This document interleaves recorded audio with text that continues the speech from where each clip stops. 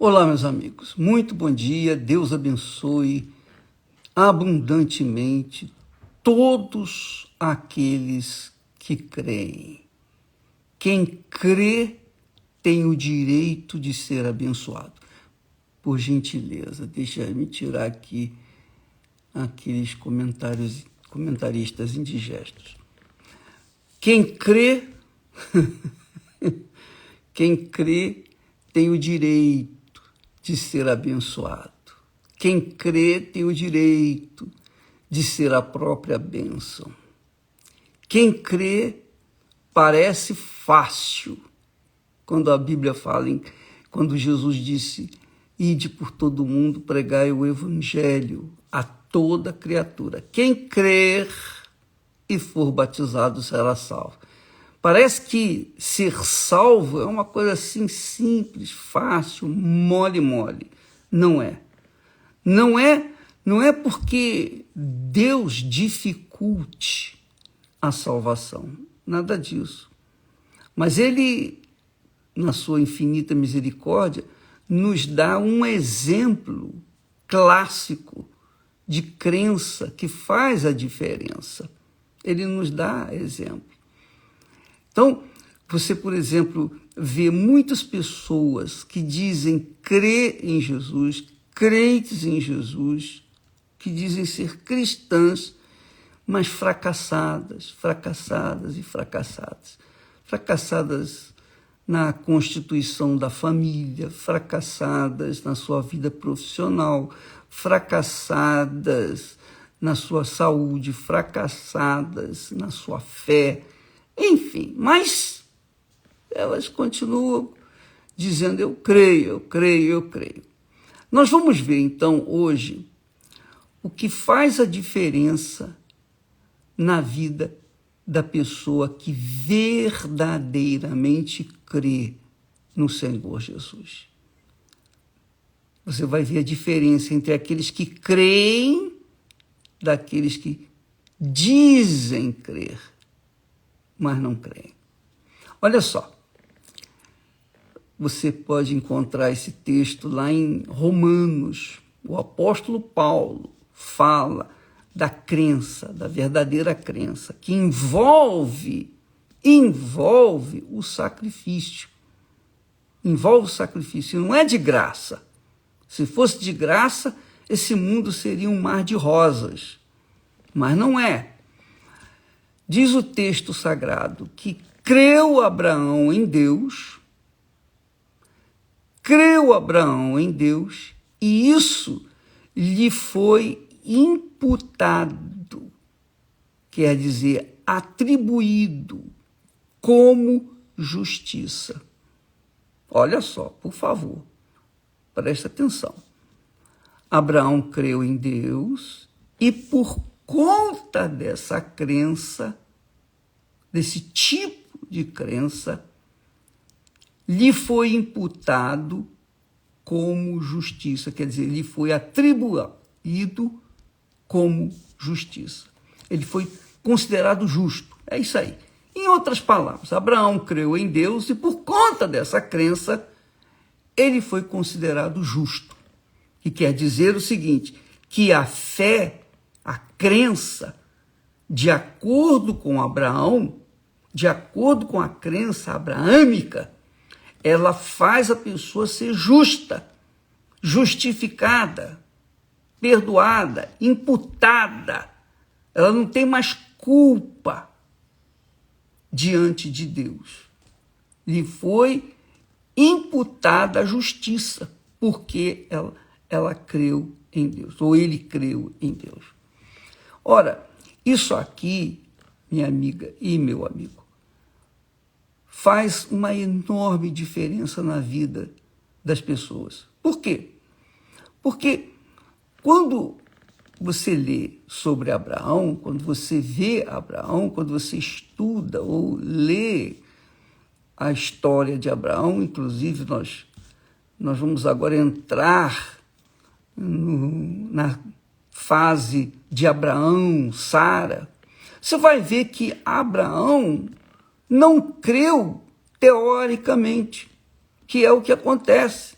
Ele não creu quando sentiu. Ele não sentiu para crer. Ele creu sem sentir. Pelo contrário, quando ele creu, ele teve que abrir mão da sua própria vontade para fazer a vontade de Deus. Aí é que está o segredo. Aí é que está o sacrifício. Quando as pessoas dizem assim, a Igreja Universal só fala em sacrifício, só fala em dinheiro, só fala isso, só fala... Tudo conversa, porque o pessoal não entende. Quem não entende a linguagem bíblica, quem não entende a palavra da verdade, é óbvio que vai falar mentira, vai falar engano, vai falar ilusão, vai falar uma opção de bobagens. Mas eu estou passando para vocês o que Deus tem passado para mim. Só isso. Se você quiser aceitar, amém. Se você não quiser, paciência. Eu não posso fazer nada. Eu não vou ficar aqui tentando, insistindo, fazendo você crer que eu creio. Não, eu prego a palavra, eu ensino a palavra. Quem crê, amém. Quem não crê, paciência. Quem crê, vai. Quem não crê, fica. Eu creio, eu criei. E por isso eu fui. E estarei sempre abençoado. Ora, com licença, tão forte que a gente fica a garganta seca por conta do desejo, da ansiedade, se é que posso falar isso, de querer transferir para as pessoas aquilo que Deus nos tem dado. Mas então, você vê que as pessoas, as pessoas que dizem que creem, que dizem crer, essas pessoas pensam que a crença é uma coisa teórica, ou é uma coisa sensível, sentida. Não, eu não sinto. Eu não sinto a presença de Deus, eu não toco em Deus, eu não vejo Deus. Ele é espírito, ele é espírito. É óbvio que quando eu leio a sua palavra, medito na sua palavra e absorvo o espírito que ela tem, o espírito da palavra, eu entro em gozo, em alegria, eu entro numa sensação gloriosa e eu começo a glorificar a Deus. Então eu rio sozinho, eu falo em línguas, enfim, eu passo a ter os meus momentos pessoais com Ele. Mas isso não significa que eu estou sentindo Deus, não, mas a palavra dele alegra a minha alma. A palavra dele enche o meu ser de gozo, de alegria. Não de emoção, mas enche de gozo, porque eu sei que a palavra dele carrega a presença dele, a certeza, a fé, a convicção de que ele é comigo. Então essa certeza me faz gloriosamente feliz. Isso, amiga e amigo, se deve a uma crença que envolve obediência. A fé envolve obediência. A fé inteligente, claro, não é a fé fanática que muitos têm por aí, mas a fé inteligente, a fé racional, a fé que pesa, que pensa, a fé que avalia, e então a pessoa toma a decisão em cima de uma inteligência, de uma razão, do racional. Então essa fé, ela faz a gente tornar-se justo diante de Deus. É o que vejo aí. Só porque Abraão creu em Deus, ele foi considerado justo, quer dizer, merecedor diante de Deus. Essa é a palavra, merecedor, fica mais fácil para as pessoas entenderem. Ele foi imputado, ele foi atribuído a justiça porque ele creu em Deus. Mas que crença? Ele obedecia. Abraão, sai da tua terra, da tua parentela, da casa de teu pai, vai para a terra que eu te mostrarei. De ti farei uma grande nação, etc, etc, etc. Você pode ler isso lá em Gênesis 12, capítulo 12. Capítulo 12, versículo 1. Você vê a chamada de Abraão. E o que fez Abraão? Abraão discutiu com Deus, falou, mas poxa, Senhor, eu praticamente nasci aqui, essa cidade foi construída por meus pais, e essa cidade é maravilhosa e tal, eu tenho tudo aqui, eu vou sair daqui para ir para uma terra que eu não sei nem aonde é, eu não tenho nem a direção. Isso foi quando Abraão ouviu a voz de Deus lá em Harã. E aí, o que acontece? Agora você sabe, Harã, a cidade de Harã, se deve ao nome do irmão de Abraão, Harã. Harã era irmão de Abraão. E a cidade a cidade construída por seu pai, naturalmente, Terá, foi chamada de Harã em homenagem ao seu filho que morreu antes de chegar lá em Harã. Ainda estava em Ur. Bom, de qualquer forma, você verifica que Deus falou para Abraão sair da terra dele e ir para a terra que ele haveria de lhe dar. Ora, você pensa uma coisa, hoje em dia, você mudar de uma casa para outra, já não é fácil, é complicado. Você tem caminhão para levar a mudança, você tem uma série de regalias para você se mudar de uma casa para outra. Mas quando você faz uma mudança de um lugar, de uma determinada cidade para outra cidade, longe, uma cidade desconhecida, uma cidade estranha, para ficar no meio de um povo estranho, e nós já fizemos isso várias vezes. Eu já estive na Europa, maravilha. Eu já estive na África, maravilha. Eu já estive nos Estados Unidos, maravilha. Nós estivemos nesses lugares.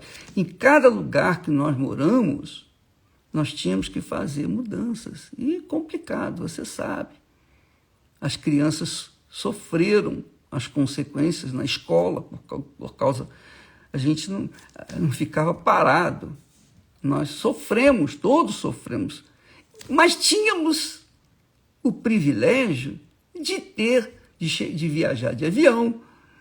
Nós não fomos a pé. Nós não tivemos que carregar coisa nas costas. Não, nada disso. Abraão, ele saiu de uma terra que ele estava tudo arrumadinho, tudo certinho, que era Harã, e foi para uma terra que ele nem sabia quem era. E Deus, então, o abençoou porque ele obedeceu, ele sacrificou aquela terra que ele estava, deixou tudo para trás. E quando uma pessoa, naquela altura, deixava a sua terra, saía da sua terra para outra terra, ela só saía se havia fome ou então se ela estava fugindo da justiça ou dos inimigos. Do contrário, ela se mantinha lá, não saía de lá. Então, Abraão saiu de uma terra consciente do que estava fazendo, mas é porque ele cria, ele teve fé, convicção de que o que Deus havia falado iria se cumprir na vida dele. E a mesma coisa acontece hoje. Talvez você diga assim, mas Abraão ouviu a voz de Deus e por isso obedeceu. Se eu ouvir a voz de Deus, eu também vou obedecer. Não seja incrédula ou incrédulo. Abraão ouviu a voz de Deus porque não havia uma literatura para ele ler e saber que tinha que fazer. Hoje nós temos a facilidade de pegar a palavra de Deus, ler. Quando você lê a Bíblia, Deus fala com você. Nesse momento em que eu estou pregando, que eu estou ensinando a fé abraâmica, você está ouvindo a voz de Deus. Não sou eu. O pensamento não é meu, as ideias não são minhas. Eu estou apenas repetindo, eu estou passando, transferindo aquilo que eu leio na Sagrada Escritura. Você está ouvindo a voz de Deus. Se você não quer obedecer, são outros 500, mas é a voz de Deus. Abraão creu em Deus, e foi isso que o apóstolo Paulo,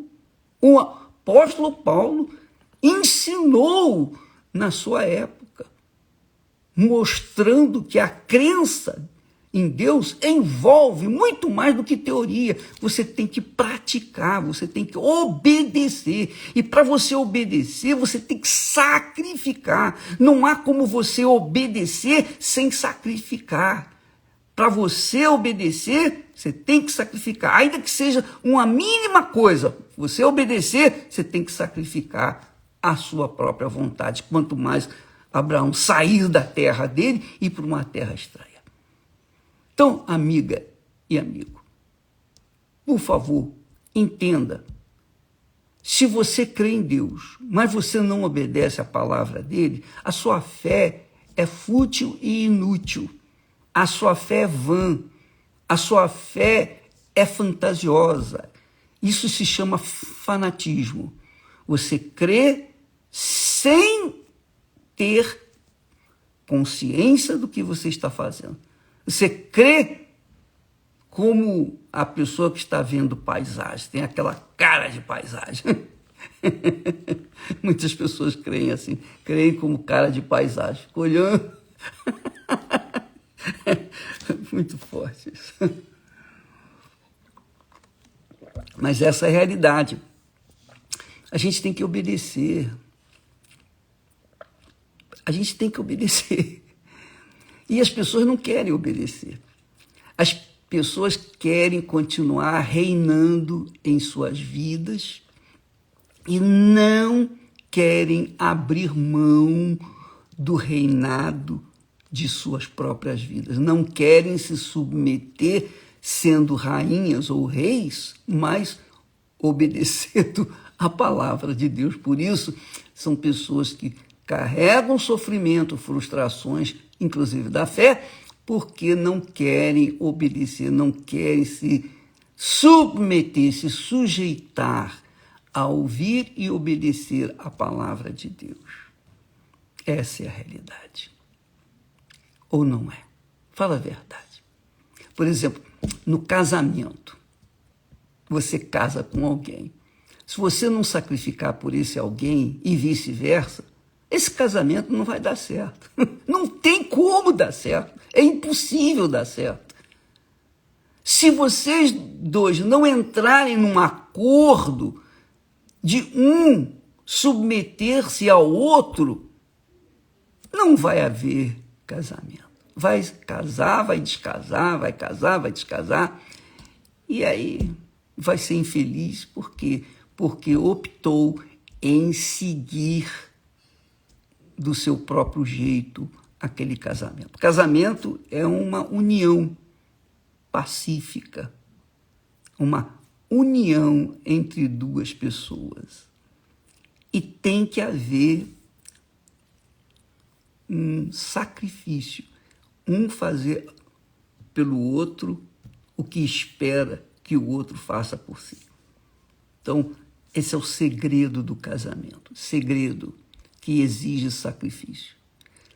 Com respeito à fé em Deus, a fé é o sentimento, eu não posso dizer sentimento, mas é o elemento que nos une a Deus, é o canal de ligação entre você e Deus.